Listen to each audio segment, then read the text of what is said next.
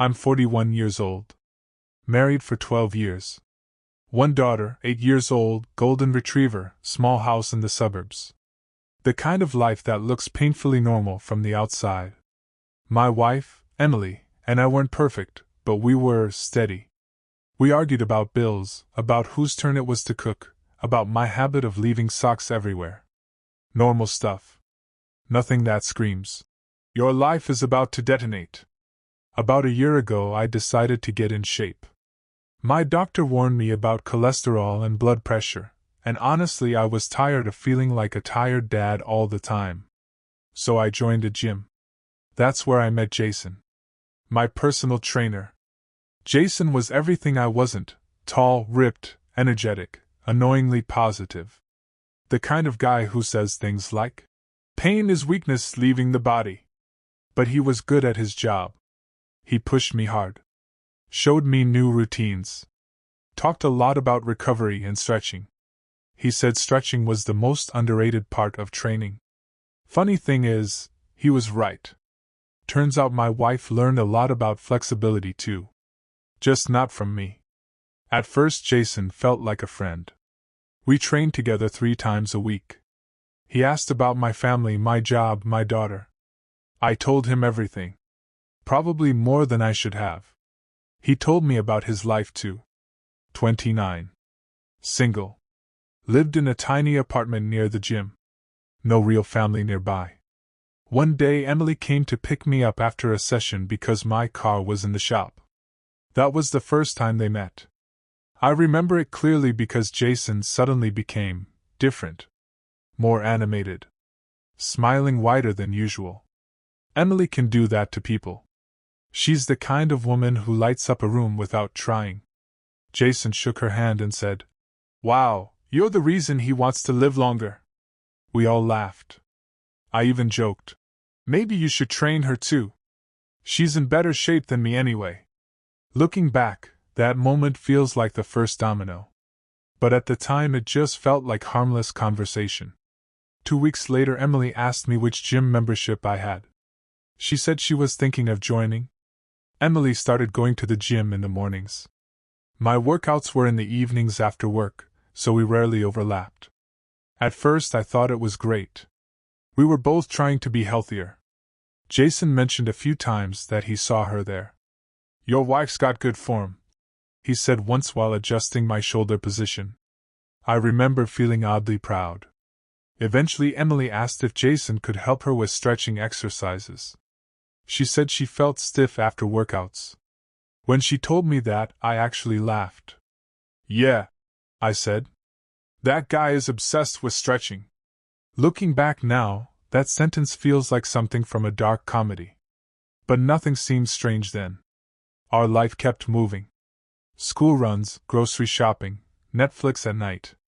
Normal couple stuff. If there were warning signs, they were tiny ones. Emily started spending longer at the gym. Jason occasionally mentioned seeing her during his shifts. Once he joked, "Man, she's more dedicated than you." I smiled.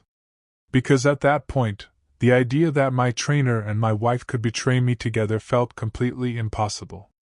Like something that happens in bad movies. Not real life. The first real red flag showed up in the dumbest way possible. Laundry. I was folding clothes on a Sunday when I noticed Emily had new workout leggings I'd never seen before. Not a big deal. People buy clothes. But then I realized something else. She'd started wearing makeup to the gym. Not heavy makeup. Just more effort than usual. When I asked about it, she shrugged. "Girls at the gym all look put together. I don't want to look like I just rolled out of bed." Fair enough. But then other small things started stacking up. She guarded her phone more carefully. She started taking longer showers after the gym. Sometimes she came home oddly quiet, like she was mentally somewhere else. I told myself I was imagining things. Marriage means trusting your partner. And Jason? He was the guy helping me get healthy. The guy spotting my bench press and reminding me to breathe during squats. The idea that both of them could be lying to me at the same time felt insane. So I ignored the feeling. That was mistake number one. About 3 months into Emily's gym routine, Jason started acting different around me. Not in an obvious way. Just slightly awkward. Less eye contact. Shorter conversations. At first I thought maybe I had annoyed him somehow. Then one night during a session he asked casually, "How are things with you and Emily?" It caught me off guard. "Good," I said. "Why?" He shrugged. "No reason. Just asking." I laughed it off. But the question lingered in my mind longer than it should have. Around the same time Emily became strangely protective of her gym schedule. If I suggested working out earlier in the day, she'd quickly say mornings were her time. One evening I arrived at the gym earlier than usual. I had finished work ahead of schedule. Jason wasn't at the front desk. One of the staff said he was finishing a stretching session in the back room. I waited near the hallway. And I swear I heard Emily's voice behind that door. Soft. Laughing. I told myself I was being paranoid.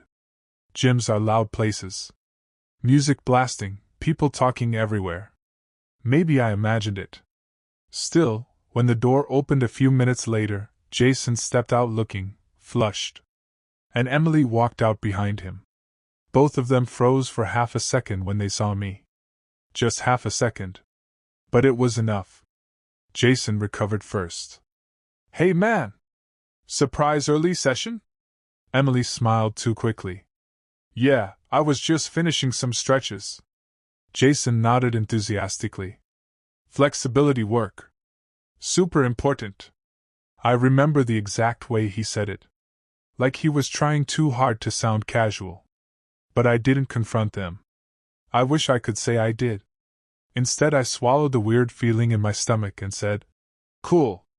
Then I worked out like nothing was wrong.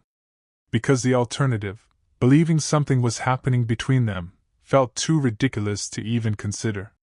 The truth started leaking out through a stupid mistake. A text message. One night Emily left her phone on the kitchen counter while she went upstairs to help our daughter with homework. Her phone buzzed. I wasn't snooping. At least not at first. But the screen lit up with a preview. And I saw Jason's name. The message said, "Tomorrow same time? I miss our stretching sessions." My brain went blank. For a second I thought maybe it was about an actual training appointment. But then another message appeared. "Don't worry, he'll never know." That's when my stomach dropped. My hands were shaking when I unlocked the phone. We share the passcode. Always have. I opened the conversation.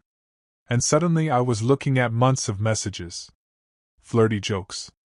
Late-night conversations. Photos. Things you should never see between your spouse and someone you trusted. That was the moment my life split into before and after. I wish I could say I handled the discovery calmly. I didn't. I felt like the air had been sucked out of the house. My chest tightened so hard I thought I might pass out. There were messages going back almost 4 months. 4 months of lies. They joked about my workouts. About how cute it was that I trusted Jason so much.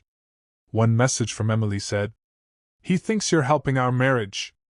Jason replied, "In a way I am." I felt physically sick reading that. Then I saw the message that destroyed whatever hope I had left. Emily had written, "I can't believe how flexible you've made me." Jason responded with a winking emoji and something far more explicit. That's when the stupid stretching joke finally clicked. I sat there staring at the phone while my daughter laughed upstairs at something on her tablet. My normal life was still happening around me. But inside my head everything was collapsing. I didn't confront Emily immediately. Instead I did something I'm not proud of. I kept reading. Scrolling through their messages felt like repeatedly punching myself in the face. But I couldn't stop. I needed to understand how far it went. The answer? Far. They started flirting about a month after Emily joined the gym. Apparently Jason complimented her flexibility during a stretch. She joked that her husband never noticed those things. He replied, "Maybe he doesn't know what he's missing." After that, the messages escalated fast. Late-night texting. Private. Training sessions. They started meeting when I thought Jason was training me or other clients. One message made my blood run cold. Emily wrote, "Sometimes I feel guilty." Jason replied, "Don't. He trusts me. That's his mistake." Reading that sentence broke something inside me. Because he was right. I trusted him. Completely. Emily came back downstairs while I was still sitting at the kitchen table. Her phone was in my hand. She saw my face and immediately knew something was wrong. "What happened?" she asked. I turned the phone toward her. Open conversation. Jason's messages visible. For a few seconds she just stared. Then she whispered, "I can explain." That sentence ignited something ugly inside me. "Explain what?" I asked. "The stretching?" Her face went pale. She tried to grab the phone, but I pulled it back.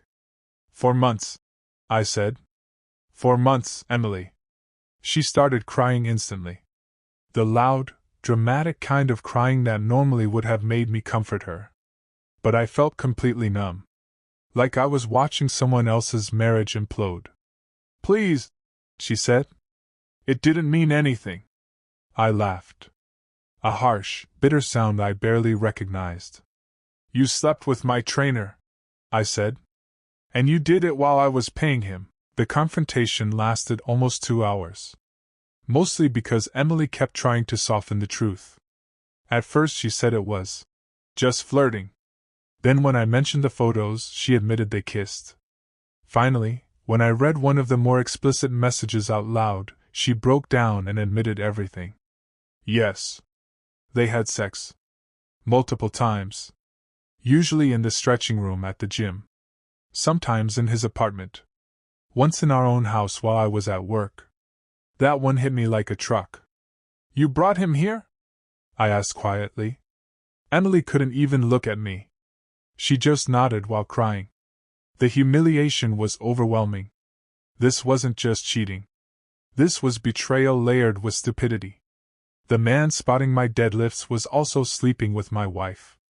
The irony would be hilarious if it wasn't destroying my life. Eventually I asked the question that had been haunting me.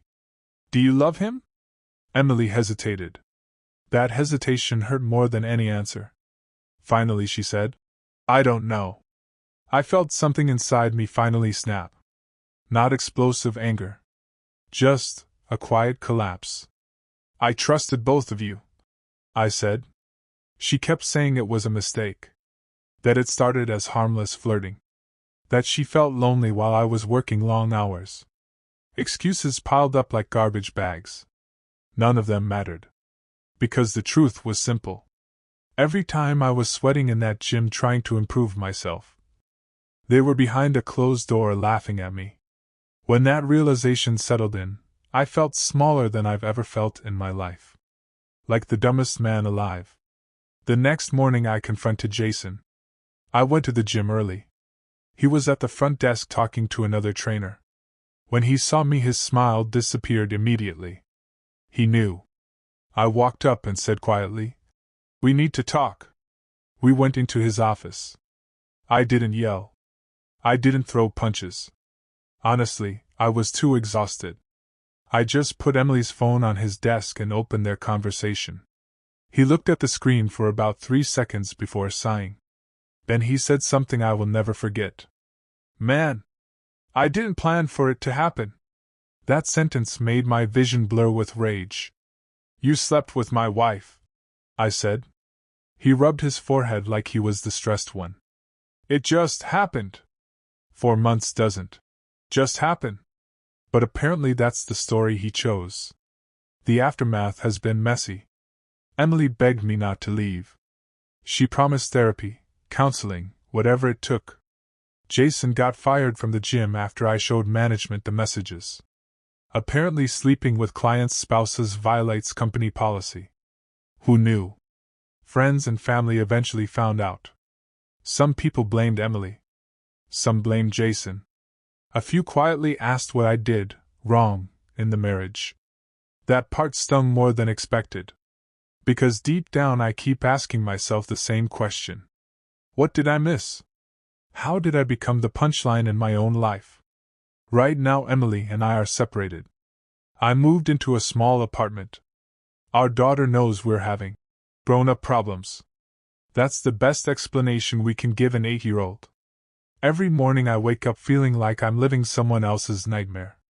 It's been 6 months since everything exploded. People keep asking if I'll forgive her. Honestly? I don't know. Some days I miss the life we had. Movie nights on the couch. Our daughter falling asleep between us. Other days I remember those messages and feel sick all over again. The worst part isn't the sex. It's the betrayal. The jokes. The casual way they talked about me like I was some clueless idiot. I still go to the gym sometimes. Different one now. Every time I stretch before a workout I think about Jason saying flexibility was important. He wasn't wrong. My wife became extremely flexible in our relationship. Just not in the direction I expected. If there's one lesson in all of this, it's this. Trust is a strange thing. You don't notice how valuable it is until someone turns it into a punchline.